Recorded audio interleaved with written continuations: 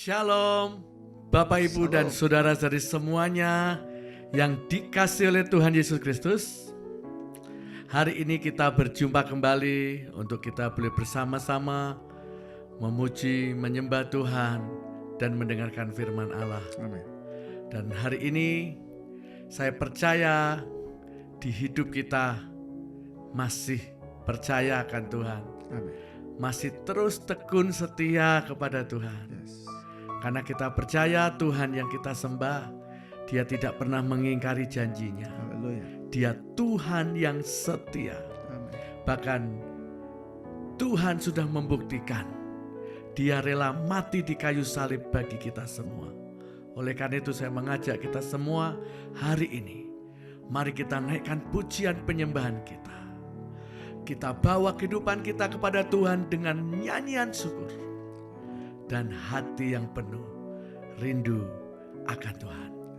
Oleh karena itu saya mengajak kita semua dimanapun saudara berada, yang hari ini boleh bersama-sama dengan kami dalam channel YouTube Zoe Life Church.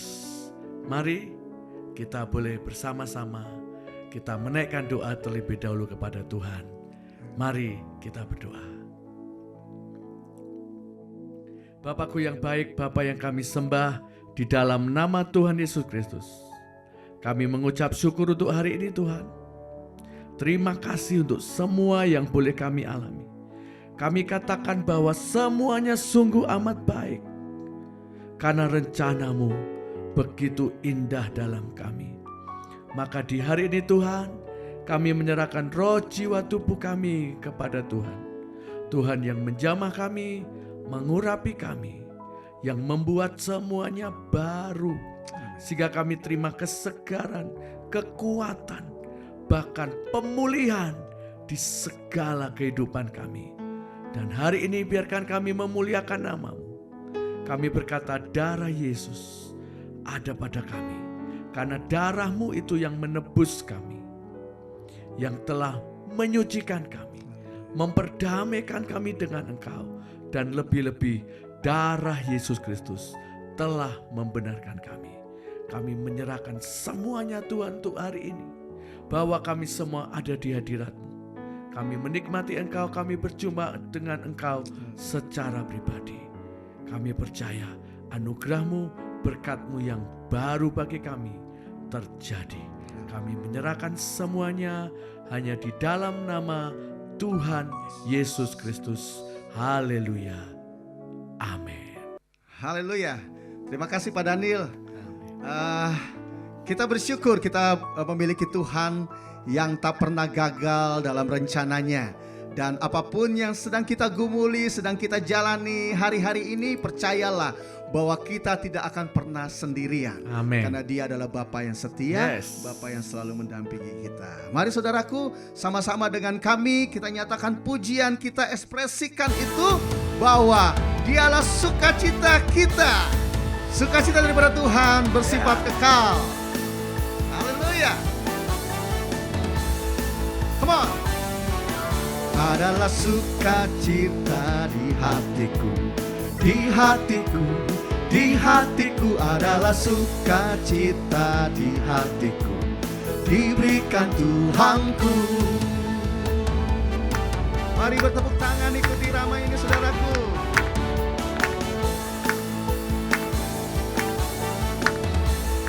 Come on sekali lagi.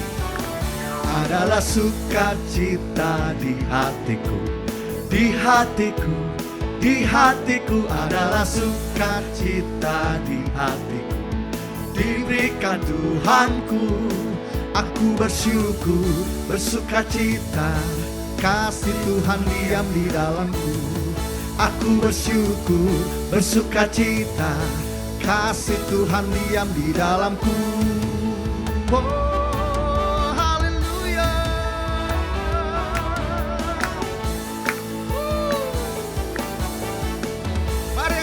Lebih lagi.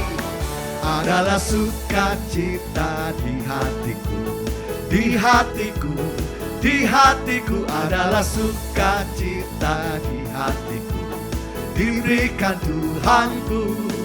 Aku bersyukur, bersukacita, kasih Tuhan diam di dalamku. Aku bersyukur, bersukacita, kasih Tuhan diam di dalamku. Aku bersyukur, bersukacita, kasih Tuhan diam di dalamku. Aku bersyukur, bersukacita, kasih Tuhan diam di dalamku.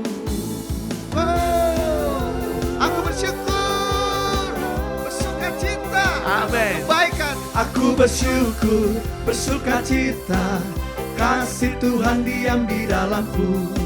Aku bersyukur, bersukacita, kasih Tuhan diam di dalamku. Aku bersyukur, bersukacita, kasih Tuhan diam di dalamku. Aku bersyukur, bersukacita, kasih Tuhan diam di dalamku.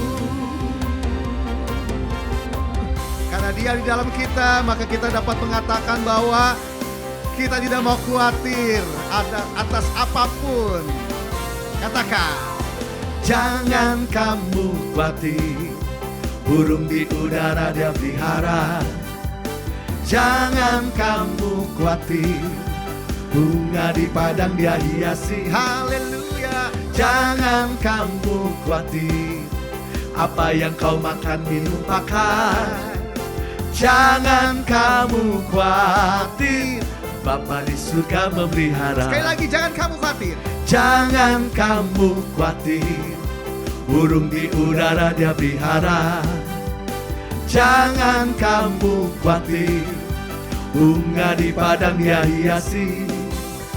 Jangan kamu khawatir, apa yang kau makan, minum, pakai.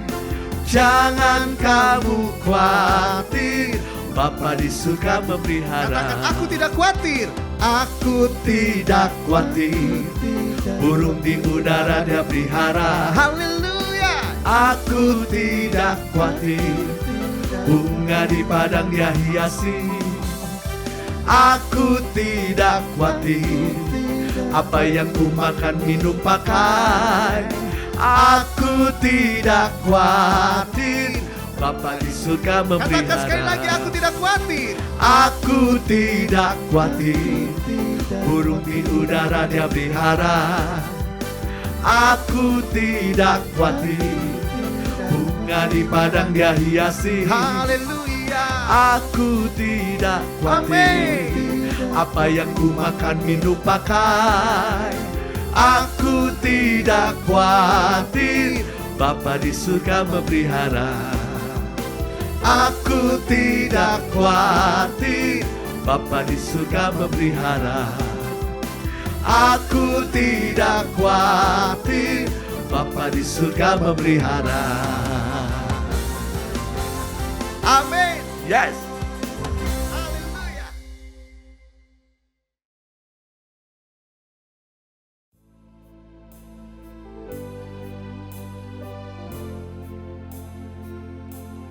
Kami bersyukur memiliki Engkau, Tuhan yang tak pernah tertidur bahkan terlelap. Tuhan yang selalu ada bagi setiap kami. Tuhan yang begitu peduli akan setiap keberadaan hidup kami. Untuk itu Tuhan, biarlah Engkau dapati ungkapan syukur dan terima kasih kami. Biarlah ini merupakan pernyataan iman kami dan doa kami di dalam pengharapan kami akan Engkau. Engkau dapati pengakuan itu daripada kami saat ini. Haleluya.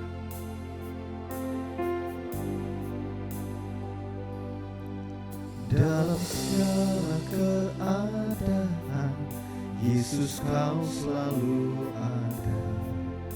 Ku percaya Kau besertaku. Pergumulan tetap ada, namun Kau jawabannya. Ku percaya Kau harapanku.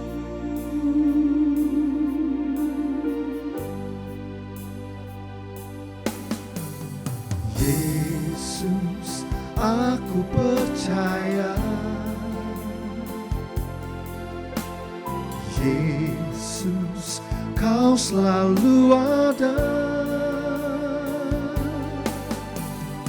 Yesus, aku percaya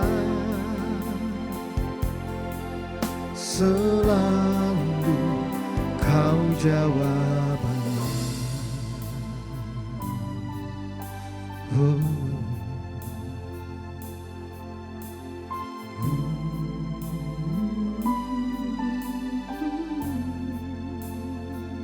Mari sekali lagi saudaraku, nyatakan. Dalam segala keadaan, Yesus Kau selalu ada. Ku percaya, ku tak sendirian. Pergumulan tetap ada, namun Kau jawabannya. Ku percaya, ku tak sendirian.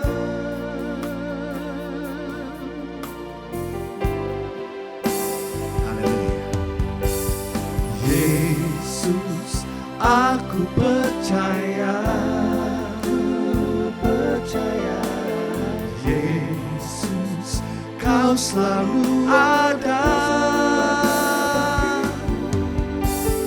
Yesus, aku percaya, selalu Kau jawabannya. Yesus, aku percaya, Yesus, Kau selalu ada. Yesus, aku percaya,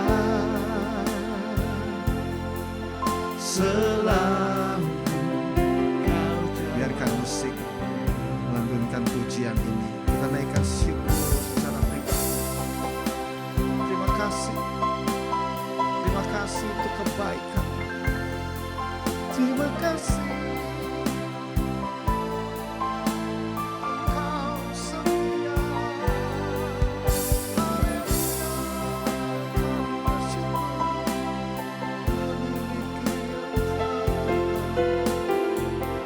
Pujian syukur kami nyatakan pagi ini. Mari katakan lebih lagi. Yesus, Yesus, aku percaya. Yesus, Kau selalu ada. Yesus, aku percaya, selalu Kau jawabannya. Mari lebih lagi nyatakan. Yesus, Yesus, aku percaya. Yesus, Kau selalu ada. Bagiku, bagimu saudara. Yesus, aku percaya, selalu Kau jawabannya. Mari sekali lagi nyatakan. Yesus, aku percaya. Yesus, Kau selalu ada. Yesus, aku percaya, selalu Kau jawabannya. Selalu Kau jawabannya. Selalu Kau jawabannya.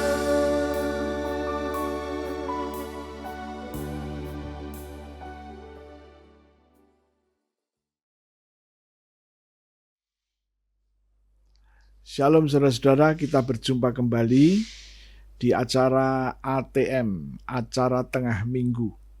Kali ini saya akan ajak Anda untuk mempelajari baptisan yang ayat-ayatnya kami persiapkan dari Roma pasal 6, mulai ayat yang pertama sampai nanti ayat yang ke-11.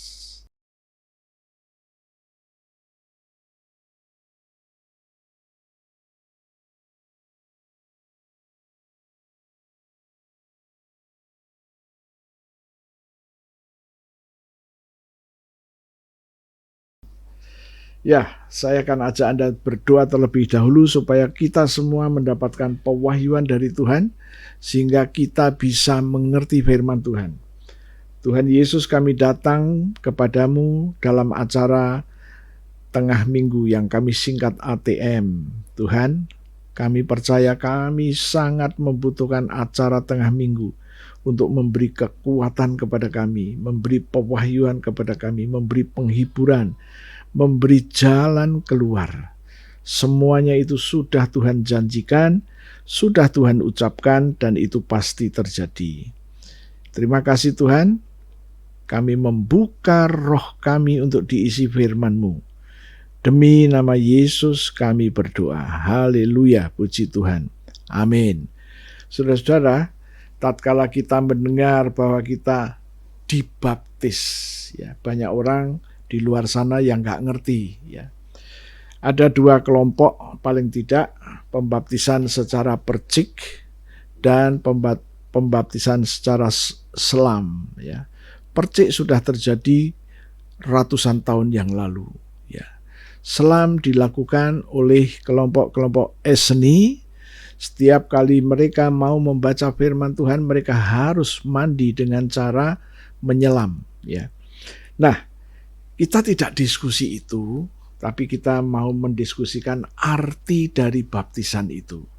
Nah, tatkala kita mendapat undangan teman baik kita dibaptis dan kita hadir menyaksikannya, kita siapkan kamera-kamera, kemudian kita mulai mengikuti acara itu.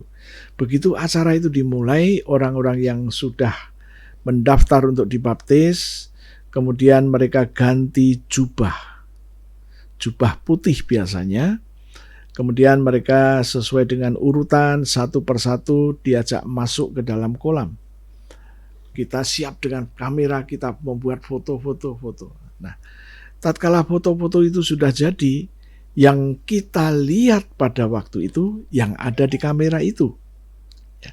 Nah, pertanyaannya, apakah baptisan itu seperti yang digambar itu? Ya, kalau kita pengen melihat baptisan secara kasat mata, secara realita, yang kita lihat ya itu baptisan. Namun, di dalam Roma pasal yang ke-6 menceritakan arti baptisan di balik itu. Jadi secara alam roh ada peristiwa-peristiwa yang harus kita mengerti. Dan banyak jemaat yang nggak peduli, yang penting saya sudah dibaptis, it's okay. Ya, komentar saya, jangan berhenti. Komentar saya, ya kita harus ngerti, kita pelajari apa maksud dari baptisan ini di dalam alam rohnya berbeda dengan alam kenyataan kita. Ya. Mari kita memulai membacanya untuk memahami. Roma 6 ayatnya yang pertama, firman Tuhan berkata begini, jika demikian, apakah yang hendak kita katakan?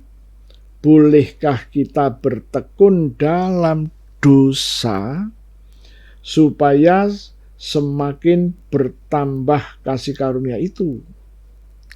Ayat 2, sekali-kali tidak. Bukankah kita telah mati bagi dosa? Bagaimanakah kita masih dapat hidup di dalamnya? Nah, ini pembukaan untuk masuk dan mengerti arti baptisan. Jadi dengan melalui baptisan ternyata kita itu nanti turut mati bersama Kristus. Oke, Kita ikutin dulu ayat-ayat selanjutnya, ayat 3. Atau, tidak tahukah kamu bahwa kita semua yang telah dibaptis dalam Kristus, telah dibaptis dalam kematiannya, kematian Kristus. Jadi peristiwa alam nyatanya kita pakai jubah warna putih, kita masuk ke dalam kolam, kemudian kita dicelup ke dalam air, kemudian kita diangkat. Itu realitanya seperti itu.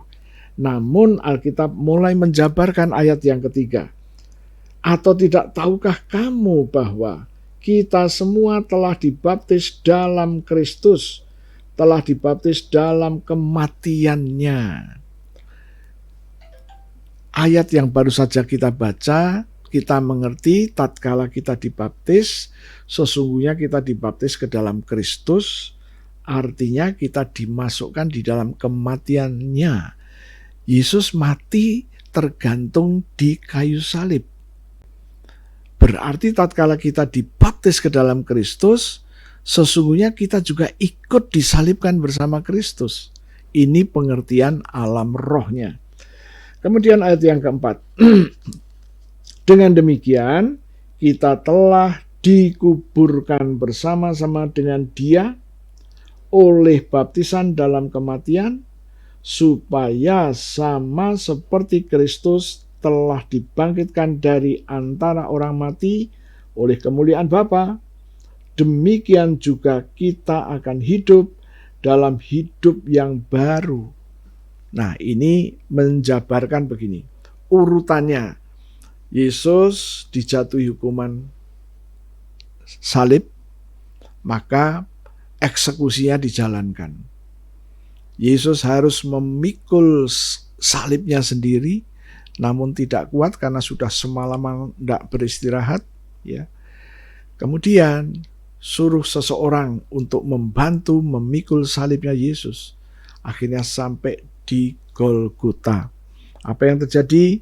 Eksekusi untuk menyalibkan Yesus dan dua penjahat. Jadi Yesus disalibkan ditemani oleh dua orang penjahat.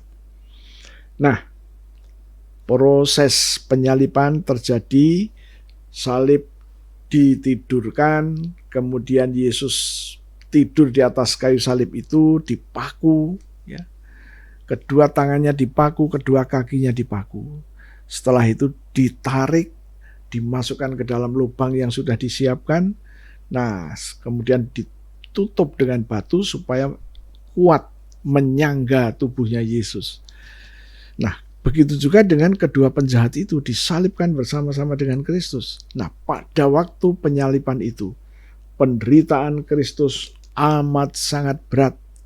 Kenapa? Tidak diberi tempat bertumpu untuk kakinya, dan kedua tangannya juga tidak ada tempat untuk megang supaya nggak jatuh. Nggak. Kekuatan atas menggantungnya badannya Yesus itu pada kedua paku di sini. Ya, kenapa di sini dan bukan di sini? Seringkali gambar-gambar menunjukkan di sini. Di sini tidak ada otot, tidak ada tulang yang bisa menyangga. Jadi kalau di sini itu akan berosot, ya, dia akan lepas. Nah, tapi tatkala di sini ada tulang, jadi tidak bisa. Wah, sakit sekali ya. Ya, bayangin disalibkan sejak pagi sampai sore. Ya. Darah keluar banyak sekali. Kakinya menurut sejarah gereja bukan di ini katakanlah kakinya Yesus bukan di sini. Tetapi waktu salib itu berdiri begitu, kakinya Yesus di kiri kanan, dipaku, ya. Nah, itu juga nggak ada tempat bertumpu. Sangat berat, sangat sakit itu yang terjadi. Ya. Nah, penyaliban sudah dilakukan. Yesus sangat menderita. Dia menderita tergantung di atas kayu salib itu. Sesungguhnya dia menanggung penderitaan semua umat di muka bumi, termasuk Anda dan saya. Itulah arti penyaliban. Ya. Jadi Yesus disalibkan bukan untuk dirinya sendiri. Dia disalib untuk orang lain. Tatkala peristiwa di Taman Getsemani, Yesus pernah berdoa, sekiranya cawan murkamu ini boleh lalu dari hadapanku, namun biarlah kehendakmu bukan kehendakku. Kehendak Bapa, cawan murka ini harus Yesus minum. Penderitaan itu harus Yesus tanggung. Nah, pembaptisan dikatakan tadi di dalam ayat ketiga, ya, Roma 6 ayat ketiga, kita dimasukkan dalam penderitaannya Kristus, disalibkan bersama Kristus, disalibkan di situ, menderita di situ. Wow. Akhirnya setelah disalib, mati. Waktu Yesus masuk dalam kematian, itu alam maut menguasai Yesus. Di dalam Alkitab dikatakan 3 hari, tapi kita bisa berhitung dalam jam. Ya, tatkala Yesus disalibkan jam-jam pertama, belum mati, masih menanggung kesakitan yang luar biasa. Karena apa? Tidak ada tempat untuk bertumpu, tidak ada. Kakinya tidak ada, tangannya nggak bisa. Jadi menggantung begitu. Dikatakan kira-kira jam 3 sore, Yesus sekarat. Dan jam 3 sore itu, Yesus masuk ke dalam kematian. Dan bukti kematiannya adalah waktu lambungnya ditusuk dengan tombak oleh pimpinan tentara Romawi pada waktu itu. Ya, nanti sejarah gereja mencatat siapa namanya. Nah, pimpinannya ini punya masalah dengan mata. Jadi dia harus mendekat ke lambungnya Yesus, ditusuklah. Waktu ditusuk, keluar air, keluar darah, nyiprat ke wajahnya si tentara itu. Nanti belakangan sejarah gereja mencatat, itu bernama Longinus. Ya. Apa yang terjadi? Mujizat terjadi di Golgota, yaitu Longinus dengan sakit matanya itu kabur, kemudian juling, tapi Longinus sembuh. Oke, kita tidak konsentrasi ke situ, kita konsentrasi ke arti baptisan. Jadi pada waktu ditusuk itu keluar air dan darah, maka kematian Yesus sah. Yesus mati tergantung pada kayu salib, maka tidak perlu kakinya dipatahkan untuk mempercepat kematian. Tidak perlu. Yesus mati tergantung di atas kayu salib. Kematian Yesus ada di kayu salib itu. Ya. Kemudian itu hari Jumat. Kemudian ada seorang yang terkenal, Yusuf Arimatea, datang ke Pontius Pilatus minta izin untuk menurunkan mayat Yesus. Yesus diturunkan dan di kain kafani, diproses seperti halnya orang Yahudi dan akhirnya dikubur. Dikuburnya Yusuf Arimatea di dalam sebuah gua. Dikubur, kemudian ditutup dengan batu bulat yang besar, dan batu bulat itu merupakan segel, tidak boleh sembarang orang untuk membukanya. Nah, kita tahu Yesus mati jam 3 sore. 24 jam sampai jam 3 hari Sabtu jam 3 sore. 1 hari 1 malam. Kemudian jam 3 sore hari Sabtu sampai nanti menjelang subuh, kira-kira jam 2, ya, 2 subuh, Yesus bangkit. Katakanlah dari sore, jam 3 sore, Sabtu sore, kemudian ini nggak sampai sore, Minggu subuh, ya. Nah, Yesus bangkit. Nah, tadi dikatakan bahwa waktu kita disalibkan, kita kita dibaptis dalam penderitaan Kristus. Nah, ujung-ujungnya waktu Yesus disalib mati. Jadi orang yang dibaptis ikut mati bersama Kristus. Kemudian waktu Kristus bangkit, ada satu peristiwa yang dicatat di sini, ya, kebangkitan Kristus disaksikan oleh orang-orang non-Yahudi, yaitu orang-orang atau tentara Romawi. Dicatat di dalam Matius 28 ayat 1 sampai ayat yang ke-6. Matius 28. Saya membaca untuk Anda. Setelah hari Sabat lewat, menjelang menyingsingnya fajar pada hari pertama minggu itu, menjelang menyingsingnya fajar. Jadi belum keluar matahari. Pergilah Maria Magdalena dan Maria yang lain menengok kubur itu. Mereka jam 2:30 itu mereka menengok kubur Yesus. Ayat 2. Maka terjadilah gempa bumi yang hebat. Sebab seorang malaikat Tuhan turun dari langit dan datang ke batu itu dan menggulingkannya lalu duduk di atasnya. Jadi Anda harus ingat, kuburnya Yesus bukan seperti kubur-kubur orang hari ini. Tanah digali, kemudian Yesus diturunkan, ditutup, kemudian dikasih rumput. Sudah. Bukan. Kuburnya Yesus masuk ke dalam gua. Ya. Ke dalam gua itu. Nah, apa yang terjadi?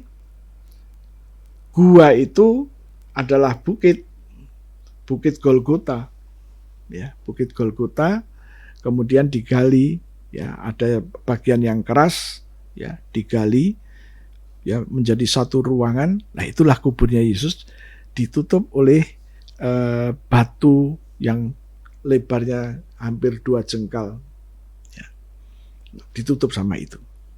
Keluar masuknya melalui pintu itu. Jadi kuburnya berbeda dengan kubur kita.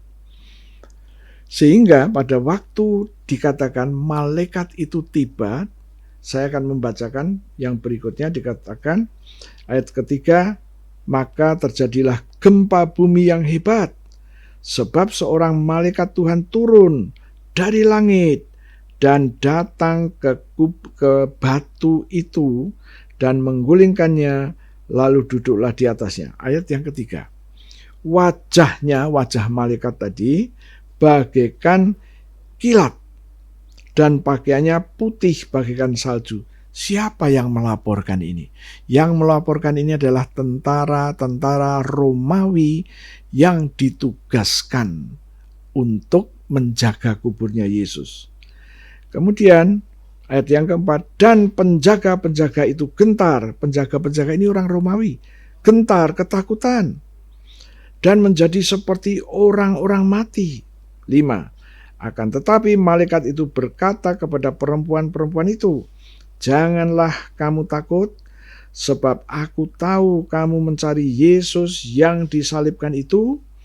Ia tidak ada di sini, sebab ia telah bangkit sama seperti yang telah dikatakannya. Marilah lihatlah tempat ia dibaringkan. Malaikat itu menyuruh perempuan-perempuan tadi untuk masuk, untuk melihat. Tetapi apa yang disaksikan oleh tentara Romawi berbeda. Dia melihat kilat yang turun dari langit menuju ke kuburnya Yesus.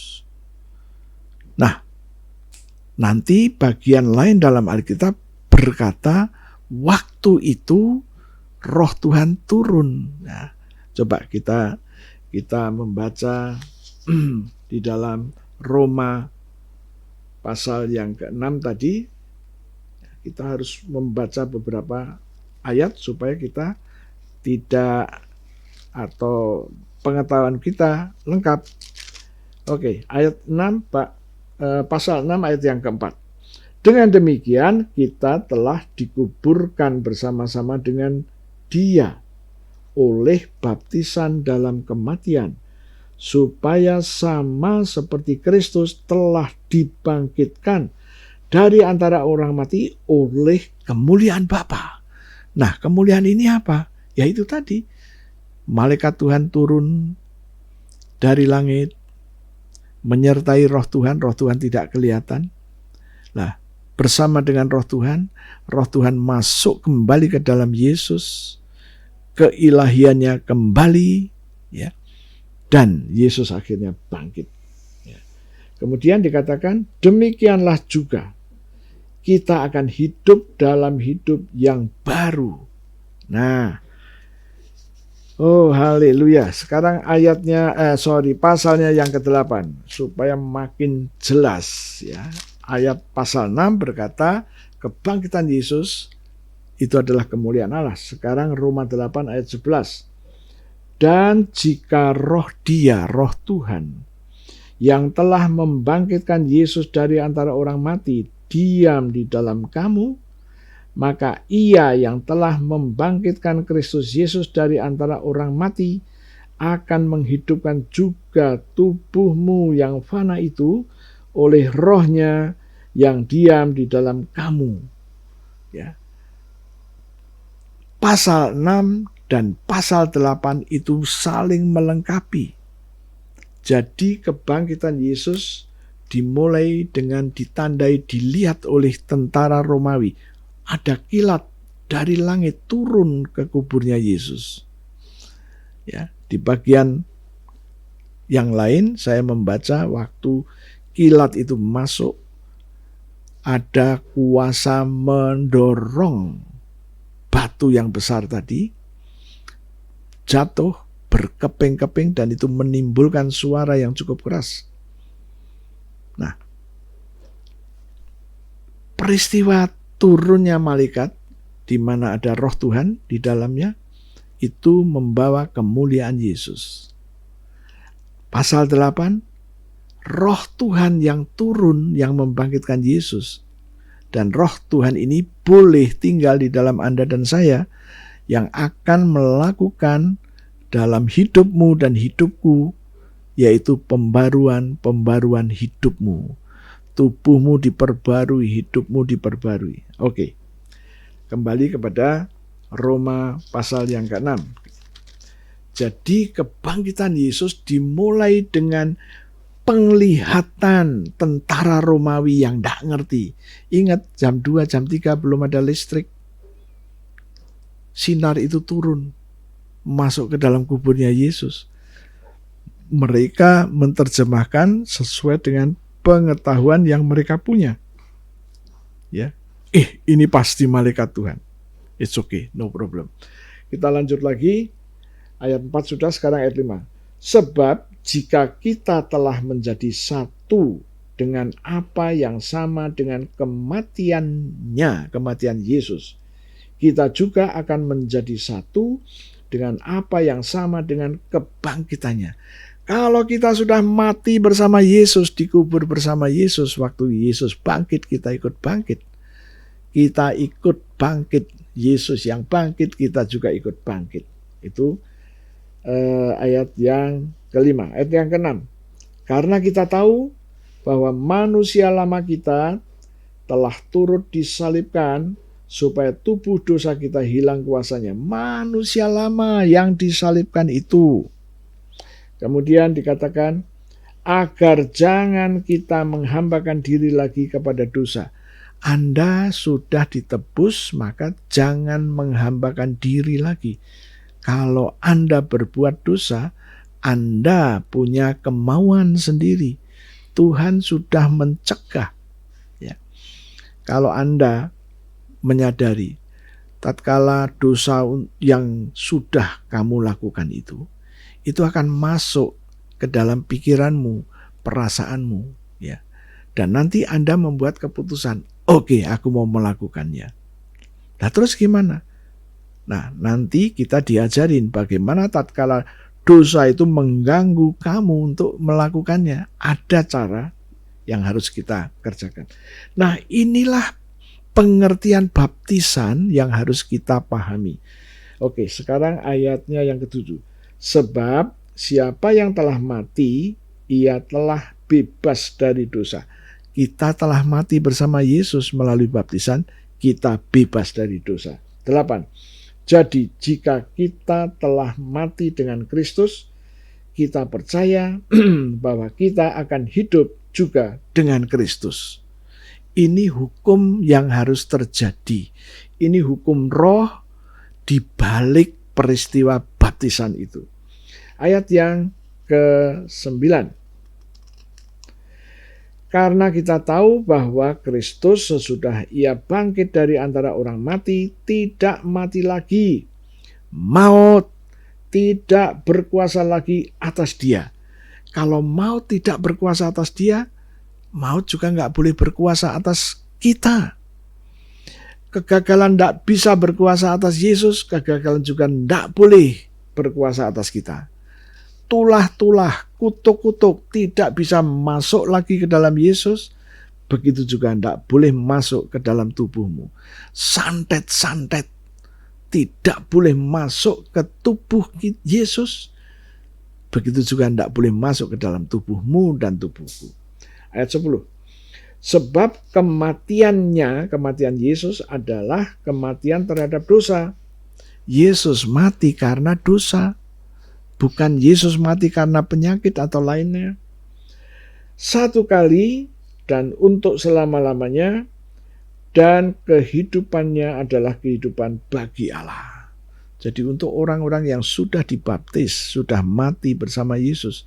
Yang mati apanya? Manusia lamamu. Manusia lama itu gimana? Manusia yang mudah sakit, mudah kena kanker, mudah gagal, mudah macam-macam, dibully dan lain sebagainya. Nah, itu manusia lama. Manusia lama itu ada 2 poin. Tubuh yang kelihatan ini manusia lama, karakter yang terbungkus oleh tubuh itu karakter lama. Tuhan punya cara supaya Anda tidak dikuasainya lagi. Oke, lanjutin dulu baru nanti saya masuk ke situ. Ayat 11. Ini yang harus kita pegang. Demikianlah hendaknya kamu memandangnya, bahwa kamu telah mati bagi dosa, tetapi kamu hidup bagi Allah dalam Kristus Yesus. Anda dibaptis, yang kelihatan, yang fakta itu Anda pakai jubah, dimasukin ke dalam air, kemudian ditarik, dibangkitkan. Itu secara kasat mata. Tapi ada pengertian di dalam alam rohnya, apa yang baru saja kita baca di dalam Roma 6 ayat 1-11.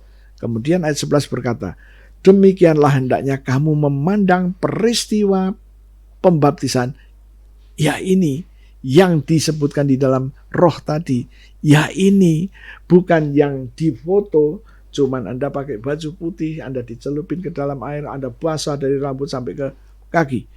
Bukan itu. Demikianlah Anda harus memandangnya. Yang sudah disebutkan tadi dari ayat 3 sampai ayat yang ke-10. Waktu saya dibaptis, ternyata saya dimasukkan dalam kematian Yesus. Saya mati bersama Yesus. Yang mati manusia lamaku. Tubuh lama dan karakter lama. Kemudian waktu Yesus dikubur, saya ikut dikubur. Waktu Yesus bangkit, saya ikut bangkit.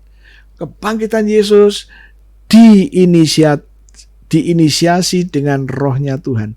Roh Tuhan masuk kembali ke dalam Yesus, Yesus bangkit. Roh yang sama diizinkan tinggal di dalam saya dan di dalam Anda. Roh yang ada di dalam Anda ini yang membuat hidupmu diperbarui terus. Yang lama sudah dikubur, sekarang tinggal yang baru. Yang baru ini yang terus mendandani, ya. Pikiran kita didandani, perasaan kita didandani, perkataan kita didandani, kehidupan kita didandani, rumah tangga kita didandani, bisnis kita didandani, keluarga kita didandani. Pak, Saya punya anak. Anak saya ini kena santet. Saya tanya, anakmu percaya kepada Yesus? Iya, tapi sudah lama ini nggak mau bersama-sama kami ke gereja lagi. Nah, perlu didoakan. Bagaimana mendoakannya? Kita ngikutin apa yang Yesus katakan. Yang Yesus katakan di dalam Injil Yohanes, ya, kita lihat dulu Injil Yohanes pasalnya yang ke-6, ayatnya yang ke-44. Ya, 6:44. Ini yang harus Anda ngerti, ya. Seringkali orang berdoa ngikuti kemauannya sendiri. Jangan. 44 berkata begini. Tidak ada seorang pun yang dapat datang kepadaku, Yesus, jikalau ia tidak ditarik oleh Bapa yang mengutus aku. Dan ia akan kubangkitkan pada akhir zaman. Tidak ada seorang pun yang dapat percaya kepada Yesus kalau tidak dimulai didoakan supaya ditarik oleh Bapa di surga untuk percaya kepada Yesus. Oh, jadi harus melalui satu prosesi ini. Yes. Kalau Anda punya anak, punya cucu, ya, mereka mulai jauh dari Yesus. Tugasmu, kakek-kakek, nenek-nenek, doakan anakmu, doakan cucumu. Bapa, di dalam nama Yesus, aku datang kepadamu. Aku membawa anakku yang bernama ini. Aku membawa cucuku yang bernama ini. Tariklah supaya mereka boleh percaya kepada Yesus. Dan Yesus berjanji akan membangkitkan dia di akhir zaman. Itulah yang harus kita kerjakan. Ya. Tapi tatkala Anda tidak melakukan itu, wah, sangat sulit, ya. Oke, kita sudah mulai ngerti sekarang arti baptisan dijabarkan di dalam Roma 6 ayat 1 sampai 11, ya. Bagaimana supaya kita tidak dikuasai hal-hal duniawi? Kita buka Kolose 3 ayat yang ke-5. Karena itu matikanlah dalam dirimu segala sesuatu yang duniawi, yaitu percabulan, kenajisan, hawa nafsu, nafsu jahat, dan juga keserakahan yang sama dengan penyembahan berhala. Tuhan bilang, matikan.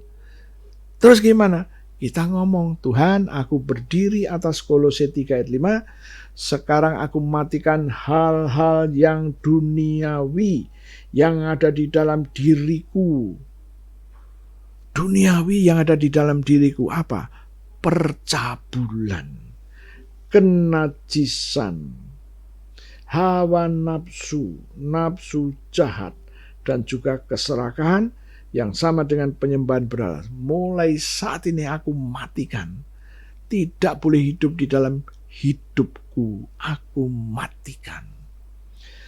Bagaimana dengan yang lain? Yang lain itu apa? Ayat 8 berkata, tetapi sekarang buanglah semuanya ini, yaitu marah, geram, kejahatan, fitnah, dan kata-kata kotor yang keluar dari mulutmu.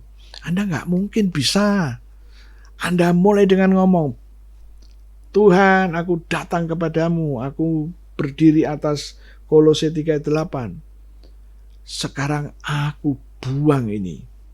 Kemarahan, kegeraman, kejahatan, fitnah, kata-kata kotor yang keluar dari mulutku. Aku buang. Kamu ngomong demi nama Yesus, aku buang. Terus Anda ngomong, aku buang. Tiba-tiba Anda nggak bisa dikuasai kemarahan. Ya. Nah, inilah cara yang Tuhan mau Anda ngerti. Anda dibaptis itu terlihat oleh mata. Anda pakai jubah putih. Anda dicelup ke dalam air. Dalam nama Bapa, Putra, dan Roh Kudus. Amin. Kemudian Anda ditarik. Roma 6 menceritakan peristiwa baptisan di dalam alam roh bukan sama. Tidak sama dengan itu. Tapi ada proses, Anda dibaptis, dimasukkan ke dalam kematian Kristus, dikubur bersama Kristus, bangkit bersama Kristus, ngalami pembaharuan. Itulah baptisan menurut Roma 6 yang sudah kita pelajari. Saya berharap Anda mulai ngerti. Ya, nanti lain kesempatan saya akan tunjukkan melalui baptisan Anda menjadi anak Abraham. Melalui baptisan Anda hidup bersama Kristus di surga. Mempunyai tempat bersama Kristus di surga. Wow. Inilah yang harus kita pelajari, ya. Dan itu sudah diberikan oleh Tuhan untuk Anda nikmati. Saya akan berdoa dan setelah itu saya akan ajak Anda untuk masuk dalam perjamuan kudus. Terima kasih Tuhan, kami sudah mempelajari arti baptisan sesuai dengan Roma pasal 6 ayat 1-11. Tuhanku, meteraikan pengertian ini di dalam roh kami, supaya kami ngerti ternyata melalui baptisan sesuai dengan Roma 6 ayat 1-11. Ini yang terjadi dalam hidup. Terima kasih Tuhan, meteraikan pengertian yang kami sudah terima, kami sudah dengar ini, masuk termeterai di dalam roh kami. Sekarang Tuhan, di hadapan kami ada roti dan anggur. Berkati roti dan berkati anggur ini seperti 2000 tahun yang lalu. Engkau telah memberkati roti dan anggur untuk murid-murid-Mu. Tuhan, lakukan juga untuk kami. Kami juga murid-Mu. Aku percaya Engkau sedang memberkati roti dan anggur, dan Engkau berkata kepada kami, ambillah, inilah tubuhku, dan ambillah, inilah darahku. Tuhan, kami akan mendeklarasikan apa yang kami percaya. Terima kasih Tuhan untuk tubuh-Mu yang hancur, tubuh-Mu yang penuh dengan bilur-bilur. Karena firman-Mu berkata, oleh bilur Yesus aku sudah sembuh. Sesungguhnya penyakit-penyakit di tubuhku sudah diambil oleh Tuhan Yesus. Kegagalan, kelemahan, nasib buruk, kondisi buruk, kutuk-kutuk, tulah-tulah, santet-santet sudah diambil dari hidupku dan ditanggung di tubuh Yesus. Aku percaya, aku terima sekarang korban tubuh Yesus yang penuh dengan bilur. Mari kita makan dalam nama Yesus.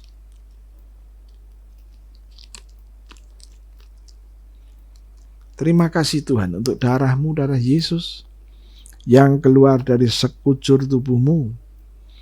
Darah Yesus ini adalah darah perjanjian Tuhan. Demi nama Yesus aku terima. Mari kita minum sama-sama dalam nama Yesus.